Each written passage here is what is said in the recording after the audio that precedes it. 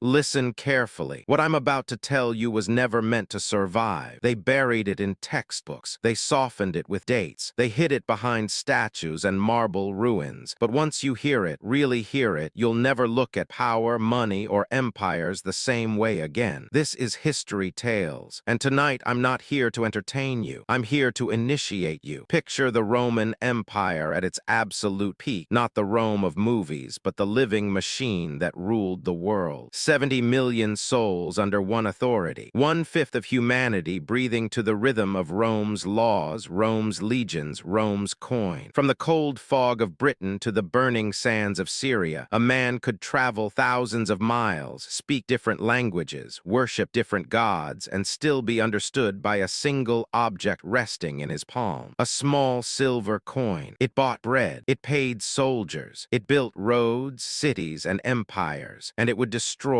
everything. Rome didn't fall the way weak civilizations fall. It didn't collapse overnight. It didn't scream as it died. Rome bled out slowly, quietly, from a wound it inflicted on itself. A decision made not in panic, but in arrogance. A choice that seemed harmless, logical, even brilliant. And that's what makes this story dangerous. Because Rome believed it was eternal. Its leaders believed the rules didn't apply to them. That wealth could be created by decree. That trust could be diluted without consequence. That the people would never notice. They were wrong. What you're about to uncover isn't just ancient history. It's a pattern, a repeating cycle, one that has claimed kingdoms, dynasties, republics, and men who thought they were untouchable. This is the hidden mechanism behind the rise and fall of empires, the silent weapon more powerful than any invading army. Money, not gold, not silver. Trust. Rome mastered the world because it mastered trust. Its currency was sacred. Its word was law. Its system worked because people believed in it more than they feared it. And that belief created the greatest economic engine the ancient world had ever seen. But belief is fragile, and once broken, it never fully returns. Tonight, you're going to see how a single coin, quietly altered behind closed doors, set off a chain reaction that no legion could stop. How the greatest empire in history committed financial suicide, one minting at a time. And as you descend with me into this story, remember this: empires don't fall when they are conquered. They fall when they lie to their own people. And Rome told the deadliest lie of all. To understand how Rome doomed itself, you must first understand how Rome worked, not in theory, but in reality. Forget the marble statues and heroic speeches. Rome was not powered by ideals. It was powered by logistics, obedience, and something far more fragile than armies: confidence. At the center of Roman life was an economic miracle so advanced it wouldn't be rivaled again for over 1,000 years. The Romans didn't just conquer territory, they integrated it. Roads stitched the empire together like veins. Ports turned coastlines into arteries of trade. Grain flowed from Egypt. Silver flowed from Spain. Wine, oil, wool, iron, each province became a specialized organ in a single imperial body, and circulating through all of it was the denarius. This coin was not just money. It was Rome's signature, its promise. For generations, it contained a consistent weight of nearly pure silver. That consistency created something rare in the ancient world: universal trust. A merchant in Gaul didn't need to test it. A soldier on the Danube didn't need to question it. The denarius spoke for itself. That trust allowed Rome to do something unprecedented: build a true common market. Trade exploded. Specialization increased efficiency. Wealth multiplied not because Rome printed value, but because Rome earned belief. And here's the truth most people never hear: Rome's economy was never designed to survive peace. It was built on conquest. Every victory brought plunder, gold, silver, slaves. Every new province injected fresh resources into the system. Rome didn't just tax, it looted. And as long as the legions kept marching forward, the machine stayed lubricated with stolen wealth. But empires always reach a limit. Under Emperor Hadrian, Rome stopped expanding. Not because it was weak, but because it had nowhere left to go. The borders hardened. The legions dug in. The inflow of conquered treasure slowed, then stopped. But Rome's expansion expenses didn't stop. The army still demanded pay. The cities still demanded grain. The bureaucracy still demanded salaries. The elites still demanded luxury. The emperor still demanded loyalty. And suddenly, Rome faced a problem it had never had to solve before. How do you fund an empire when conquest no longer pays the bills? They could have adapted, innovated, reduced excess, encouraged productivity, built new systems of wealth creation.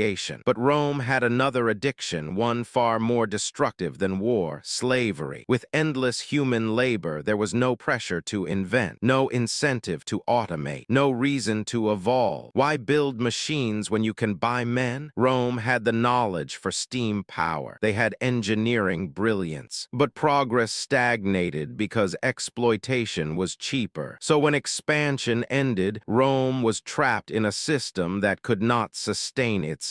And that's when the emperors turned to the coin, not as money, but as a weapon. Once you see the trap Rome was in, the next move becomes disturbingly predictable. Empires don't collapse when they run out of options. They collapse when they choose the option that hides the pain temporarily while multiplying it in the shadows. Rome's greatest expense was not its roads, not its palaces, not even its bureaucracy. It was the army. By the 3rd century, Rome maintained between 300 and 500,000 soldiers, a permanent professional fighting force stretched across thousands of miles of hostile frontier. These men were not part-time warriors. They were salaried employees of the state, and they were armed. Worse, they knew it. Most emperors did not inherit power. They seized it through coups, through assassinations, through the silent understanding that the man who controls the legions controls Rome. To secure loyalty, emperors paid donatives, massive cash bribes given to soldiers simply for recognizing a new ruler. This poisoned the system. Once a soldier received a bonus, it became expected. Once pay increased, it could never be reduced. Any attempt to cut costs risked instant rebellion. A dissatisfied army didn't protest. It replaced emperors. So Rome faced a brutal equation: keep paying more or die. Modern states borrow. They issue debt. Rome couldn't. There was no bond market, no global credit system, no future to mortgage. Only two options remained: raise taxes or cheat. Raising taxes was dangerous. Too much pressure on farmers and merchants collapsed production. Too much extraction sparked revolt. Rome had already pushed its citizens close to the edge. So the emperors chose the quiet path. They went to the mint. In 64 AD, Emperor Nero made the decision that would echo through history like a gunshot muffled by velvet. He ordered the denarius to be altered, not openly, not honestly, but subtly. A little less silver, a little more copper, the same face value, the same imperial stamp. On the surface, nothing changed. A soldier still received a denarius. A merchant still accepted it. A tax collector still demanded it. But inside the coin, the lie had begun. The treasury could now mint more coins from the same amount of silver. It felt like alchemy: free money, instant relief, bills paid, armies funded, crisis postponed. And at first it worked. That's the most dangerous part. Inflation doesn't announce itself. It whispers. Prices creep. Trust erodes slowly. People adapt without realizing what's happening. The system absorbs the shock until it doesn't. Over the next 2 centuries, emperors repeated Nero's trick again and again. Each crisis justified another reduction. From nearly pure silver, the denarius fell to 80%, then 60%, then 40%. By the mid-3rd century, it contained less than 5% silver. A Roman coin had become a lie you could hold in your hand. And the people noticed. They always do. When trust in money dies, everything built on it follows. Trade contracts, savings vanish, wages lose meaning, loyalty dissolves. Rome didn't just debase its currency, it debased its covenant with its people. And once that bond was broken, no legion could restore it. When trust breaks, reality warps. And that is exactly what happened across the Roman world. The collapse didn't arrive as fire and invasion. It arrived as confusion, as disbelief, as men realizing slowly and painfully that the rules they lived by no longer meant anything. At first, prices began to drift. Bread cost a little more. Armor demanded a little extra. Merchants adjusted quietly, blaming bad harvests or banditry. But beneath every transaction was a growing suspicion. The denarius felt lighter, looked duller, sounded wrong when struck against stone. People tested coins with their teeth. They shaved slivers from the edges. They hoarded old issues and spent the new ones first. This behavior had a name long before economists gave it one. Bad money drives out good. Sound coins vanished from circulation. Debased coins flooded the markets. What remained was not commerce, but survival. Barter returned. Farmers refused coins altogether. Soldiers demanded payment in food, land, or goods. Tax collectors stopped accepting silver and began seizing grain directly. Rome was sliding backward, not because knowledge was lost, but because trust was gone. And here is the truth few dare to say aloud. Inflation is not just an economic disease. It is a psychological weapon. It shatters the future. Why save when tomorrow steals from you? Why plan when the ground keeps shifting? Why work harder when effort is erased by decree? Men stopped investing. Crafts deteriorated. Long-distance trade collapsed because no one trusted settlement months later. Cities shrank. Roads decayed. The great arteries of empire began to clog. To compensate, emperors doubled down. They issued price controls, maximum prices for goods, mandatory wages, edicts threatening death to merchants who disobeyed. Diocletian's price edict wasn't leadership. It was panic carved in stone, and it failed completely. You cannot command reality. You cannot threaten markets into obedience. When rulers mistake authority for control, systems rot beneath them. Inflation accelerated. Coins became copper discs washed in silver, then not even that. By the late empire, Roman money was money in name only, a symbol stripped of substance, power pretending to exist. The army, once paid in silver, now demanded payment in land. Veterans were settled as armed landlords, loyal not to Rome, but to whoever fed them. Loyalty fractured. Authority localized. The empire began to hollow from within. This is how civilizations actually die, not with screams, but with contracts broken, promises diluted, and faith withdrawn. Rome still stood. The legions still marched. The emperors still ruled. But the engine was gone. And once an empire loses its engine, the collapse is only a matter of time. The barbarians didn't destroy Rome. They arrived after Rome had already destroyed itself. As Rome's money died, something older and more dangerous resurfaced: raw power. When currency fails, force fills the vacuum, and Rome, stripped of trust, reverted to its most primitive instinct: control. The imperial government responded not with humility, but with compulsion. If money no longer worked voluntarily, it would be enforced violently. Occupations became hereditary. A farmer's son was bound to the land forever. A baker could not leave his oven. A soldier could not lay down his sword. The state no longer negotiated with its people. It chained them. This was not strength. This was desperation. Economic mobility vanished. Innovation suffocated. Society hardened into castes, frozen in place by law. The Roman world began to resemble a prison designed to keep itself functioning one more year at a time. Meanwhile, the coin continued to rot. Mints pumped out currency no one wanted, yet everyone was forced to accept. Taxes were demanded in worthless metal, then immediately converted by the state into real goods seized from the population. Rome had become a parasite feeding on its own body. And here's the detail most history books whisper past. The people knew exactly what was happening. They weren't ignorant. They weren't confused. They were trapped. Inflation teaches a brutal lesson: obedience without belief. When citizens stop believing in the system but are too controlled to resist, decay becomes permanent. Corruption explodes because honesty no longer pays. Officials skim. Governors extort. Every layer steals from the one below because tomorrow is uncertain and morality has no reward. Rome became a civilization of short-term thinking. Why maintain roads when the future is unstable? Why invest in cities that may be abandoned? Why defend borders for an empire that no longer protects you? This is where the so-called barbarian invasions truly begin, not as sudden attacks, but as negotiated entries. Germanic tribes weren't always enemies. They were hired, settled, paid in land because money meant nothing. Rome outsourced its defense to outsiders because it had destroyed its own ability to pay loyalty. And loyalty, once bought with silver, was now rented with territory. The empire fractured into zones of personal allegiance. Generals became kings. Provinces became independent. Rome still existed in name, but functionally it was already dead. Understand this clearly. Rome did not fall because it lost battles. It lost battles because it had already fallen economically, psychologically, spiritually. The coin was only the trigger. The real collapse was internal, a slow surrender of discipline, restraint, and truth. When leaders choose illusion over reality, the system survives just long enough to ensure maximum damage. And Rome chose illusion again and again and again until nothing real remained. Now we reach the point of no return, the moment where decay hardens into destiny. This is where Rome's story stops being ancient history and becomes a warning carved for men like you. By the 4th century, Rome no longer trusted its own creation. Coins were rejected even by the state that minted them. Soldiers refused pay unless it came as land. Merchants hid goods. Farmers buried grain. Wealth stopped moving, and when wealth stops moving, power fractures. So Rome did something revealing. It abandoned the illusion of silver altogether. Emperors began paying in kind, wheat instead of wages, clothing instead of currency, land instead of loyalty. This wasn't reform. It was regression, an empire retreating into a barter economy because it had poisoned the symbol that made complexity possible. Understand what this means. Money is not metal. Money is memory. It remembers labor. It remembers value. It remembers trust. And Rome erased its own memory. Without a trusted medium, specialization collapses. Cities cannot function. Trade cannot scale. The empire didn't just shrink, it simplified. Complex systems unraveled into primitive arrangements held together by fear and force. This is the exact moment Rome crossed from empire into something darker, a managed collapse. The elites protected themselves. The state survived in appearance, but the common man was sacrificed to keep the illusion alive just a little longer. And this is where I test. If you're still listening, if you understand that this isn't just about Rome, but about patterns that repeat, then mark yourself. Right now in the comments, type this phrase, "Silver remembers." Type it once, then type it again. This is not superstition, it's signal. A declaration that you see the mechanism beneath the story, that you recognize how power really decays. Because here's the truth they never say plainly. Rome's leaders knew what they were doing. Debasement wasn't ignorance. It was a calculated theft from the future, a way to spend tomorrow's stability to survive today's crisis. And men always justify it, just this once, just a little less silver, just until things stabilize. They never do. By the time Constantine introduced a new gold coin, the solidus, Rome was already divided, east and west drifting apart. One half disciplined enough to restore trust, the other two hollowed out to recover. The west would fall, the east would endure. Same people, same history, different respect for money, and that tells you everything. Empires don't die when they run out of gold. They die when they forget what gold represents. And Rome forgot. Rome didn't collapse as a single event. It fragmented along fault lines created by economic truth. The Western Empire, bloated, indebted, and dependent on illusion, crumbled under pressures it could no longer absorb. The Eastern Empire, what we call Byzantium, survived for nearly 1,000 more years. Same culture, same religion, same enemies, different monetary discipline. The East kept the solidus pure. For centuries, it refused to debase it. Merchants trusted it. Soldiers respected it. Foreign powers accepted it without question. While the West drowned in copper lies, the East anchored itself to reality. This alone should end the debate about what really killed Rome. But history prefers heroes and villains, not systems. So we talk about barbarians, about corruption, about decadence. Those are symptoms, not causes. The cause was structural dishonesty, an empire choosing appearances over substance. And here's where the lesson sharpens. Rome's fall fall wasn't inevitable. It was a sequence of decisions, each one justifiable, each one rationalized, each one pushing collapse slightly further into the future at the cost of making it irreversible. Men in power always believe they'll be gone before the consequences arrive. They rarely are. Once money collapses, everything becomes political. Who gets fed? Who gets protected? Who gets sacrificed? The empire turned inward, cannibalizing its own population to keep the center alive. And the people responded the only way humans ever do when systems fail them. They withdrew. Local loyalty replaced imperial loyalty. Survival replaced ambition. Strongmen replaced institutions. Rome dissolved into feudalism, not because it was efficient, but because it was trusted. This is the part most men miss. When centralized systems fail, decentralized power rises. Not better, just closer. Not just, but familiar. Rome didn't fall into chaos. It fell into smaller truths. And that should unsettle you, because the same forces are always waiting. Quiet, patient, invisible until trust cracks. History is not linear, it's recursive. Empires rise when they respect limits. They fall when they deny them. Rome denied limits. It believed scale made it immune. That laws could replace reality. That symbols could outlive substance. They were wrong. And every empire that followed learned the lesson or repeated the mistake. The question is whether Rome fell. The question is why men keep building systems that require honesty and then reward dishonesty at the top. And that brings us to the most uncomfortable truth of all. Rome didn't just destroy itself. It taught the world exactly how to do it again. Here is where the story turns from history into initiation. Because once you understand Rome's collapse, you begin to see the invisible architecture beneath every civilization that follows. The names change. The banners change. The technology evolves. But the mechanism remains untouched. Money is the bloodstream of power, and whoever controls its purity controls the future. Rome proved something terrifying. An empire can survive military defeat, political chaos, even moral decay, but it cannot survive the corruption of its measure of value. Once value becomes negotiable, everything else follows. Truth bends, loyalty dissolves, time itself is stolen. Think about what debasement really is. It's not just reducing silver content, it's rewriting reality without consent. When Rome diluted the denarius, it didn't announce it. It didn't ask. It simply transferred wealth silently, from the many to the few, from the present to the state, from the disciplined to the reckless. Inflation is invisible taxation, and Rome perfected it centuries before economists gave it a name. This is why it worked at first. Most people don't notice gradual theft. They adapt. They blame themselves. They work harder while the ground shifts beneath them. By the time they realize what's happening, the system has already changed the rules. Rome understood this instinctively, and that knowledge, this technique, became a template. Every fallen empire after Rome repeated the same ritual. Reduce the standard, justify it with crisis, delay the reckoning, sacrifice the future to preserve authority in the present. The language is always noble. The outcome is always ruin. What makes this story dangerous is not that it's ancient, it's that it's universal. Lost civilizations didn't vanish because they were ignorant. Many were brilliant, advanced, powerful. They vanished because they broke faith with their own foundations. The Mayans, the Han, the Abbasids, different eras, same decay. Once trust in value collapses, men retreat into the immediate. Pleasure replaces purpose. Power replaces principle. The long view disappears. Civilizations don't fall forward, they fold inward. Rome's fatal mistake wasn't minting bad coins. It was believing consequences could be delayed indefinitely. And that belief infects men long before it infects states. When individuals abandon discipline, truth, and restraint, systems merely follow their example at scale. Empires are reflections, magnified. So when you study Rome, you're not just studying history. You're studying yourself, your tolerance for illusion, your respect for limits, your willingness to trade tomorrow for comfort today. Rome chose comfort, and it paid with eternity. The final lesson isn't about coins or emperors. It's about the price of pretending reality can be negotiated. It never can. There is a reason this knowledge feels heavy. It's because it strips away excuses. Rome didn't collapse because it was unlucky. It collapsed because it violated a law older than any empire, the law of equivalence. Value must equal value. Effort must equal reward. Truth must equal trust. The moment a system breaks that equation, it enters borrowed time, and Rome lived on borrowed time for centuries. By the late empire, the Roman world was hollow, not destroyed, empty. The rituals continued. Titles remained. Senators debated. Emperors issued decrees. But none of it reached the people in a meaningful way. Authority existed only at the top, floating above a population that had emotionally disengaged. That disengagement is lethal. When citizens stop believing the future belongs to them, they stop defending it. Why fight for a system that steals silently? Why die for a state that lies through its money? Rome's soldiers increasingly fought for commanders, not country, for land, not legacy, for survival, not vision. This is when myth replaces reality. Rome told itself stories about destiny, divine favor, and eternal rule. These myths didn't save it, they anesthetized it. Myth without truth is not inspiration, it's sedation. And while Rome slept, the world changed. Trade routes shifted. New powers learned Rome's weaknesses. The so-called barbarians didn't defeat Rome with superior strength. They exploited its internal fractures. They stepped into spaces Rome no longer had the energy to defend. Collapse, in this sense, is not destruction, it's replacement. The Roman Empire didn't vanish. It dissolved into something else, something smaller, harsher, more local. The knowledge survived. The language survived. The people survived. What didn't survive was the illusion of centralized control backed by hollow value. And that's the part men must understand. When systems fail, life doesn't end. It contracts. Opportunities shrink. Horizons narrow. Mobility freezes. The world becomes harder, not because it lacks resources, but because trust is gone. Every transaction becomes a risk. Every promise demands proof. This is why monetary collapse precedes social collapse every time. It teaches men to expect betrayal. And once betrayal is expected, cooperation dies. Rome's final centuries weren't dramatic. They were exhausting. Endless adjustments, constant emergencies, no stability long enough to build anything lasting. Just maintenance of decay. Survival masquerading as governance. That's not failure. That's something worse. It's stagnation dressed as endurance. And stagnation always invites replacement. Because somewhere, quietly, another system is forming, one that still respects limits, discipline, and trust. That system doesn't announce itself. It simply waits. Rome's collapse was not just structural. It was moral, not in the religious sense, not in sermons or sins, but in the older meaning of morality, alignment with reality. Rome stopped telling the truth to itself, and once a civilization lies internally, it must use force externally to maintain order. That never ends well. When money lies, men lie to survive. When effort is disconnected from reward, discipline erodes. When long-term thinking is punished, impulsiveness becomes rational. Rome didn't lose virtue because people became weak. It lost virtue because weakness became adaptive. This is how decay actually spreads. The farmer who hides grain isn't immoral, he's rational. The official who skims taxes isn't corrupt, he's defensive. The soldier who demands land instead of loyalty isn't treasonous, he's responding to a broken promise. Systems create behavior. Rome created the very traits it later condemned. And here is the uncomfortable truth for anyone paying attention. Once this process starts, it is nearly impossible to reverse. Trust is asymmetric. It takes decades to build and moments to destroy. Rome spent centuries constructing belief and destroyed it one debased coin at a time. Reforms came too late. Emperors tried to reset prices, professions, borders, even faith itself. Constantine changed religion. Diocletian split the empire. Others reorganized armies, taxes, provinces. But none of them addressed the original sin. They treated symptoms. They ignored the lie, because admitting the lie would mean admitting the system itself was flawed, and systems do not confess. They double down, they tighten control, they demand loyalty they no longer deserve. This is the phase where empires become dangerous, not strong, dangerous to their own people, dangerous to truth, dangerous to the future. Rome reached this phase and never escaped it. The lesson here isn't academic, it's personal. Men fall the same way empires fall. Small compromises, rationalized shortcuts, borrowing from tomorrow to protect comfort today, telling themselves they'll fix it later. Later never comes. Rome teaches that discipline delayed becomes collapse multiplied. That reality collects its debt with interest. That the longer a lie is maintained, the more destructive its correction becomes. This is why the fall of Rome still matters, because it proves that power without restraint doesn't fail loudly. It fails quietly. And by the time the noise begins, the ending is already written.